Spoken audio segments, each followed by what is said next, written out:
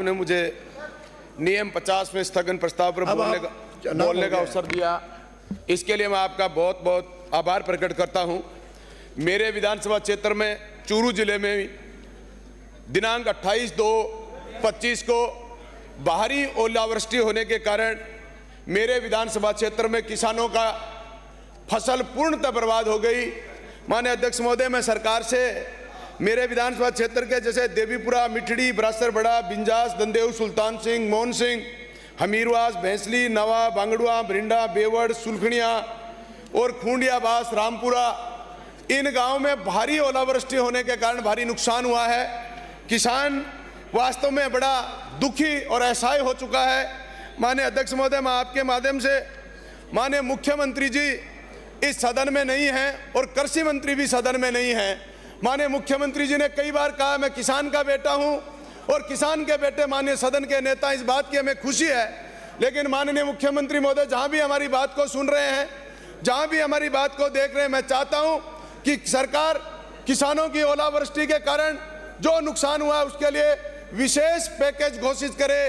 किसानों के लिए बीमा कंपनी का पिछली सरकार ने 21 जुलाई 2023 को एक अधिसूचना जारी करी और उस अधिसूचना में ओलावृष्टि, जल भराव, बादल फटना, बिजली गिरना, बाढ़ जैसी प्राकृतिक आपदाओं को, फसल के वे व्यक्तिगत नुकसान को बीमा कंपनी के माध्यम से हटा दिया गया, इसको सामूहिक कर दिया गया।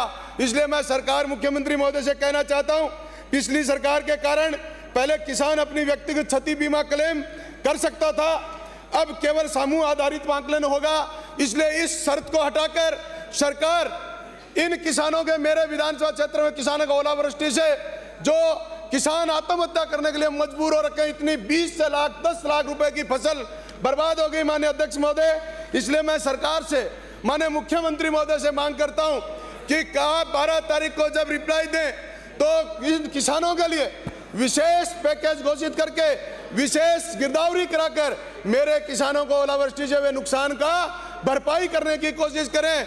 और बीमा कंपनी की जो शर्त है कि सामूहिक रूप से आकलन किया जाएगा, व्यक्तिगत आकलन किया जाए, क्योंकि ओलावृष्टि किसी सामूहिक रूप से जरूरी नहीं है, खेत खेत में अलग अलग प्रभाव पड़ता है। इसलिए माननीय अध्यक्ष महोदय, मैं सरकार से मांग करता हूं कि मेरे किसानों को मुआवजा दें, विशेष पैकेज घोषित करें।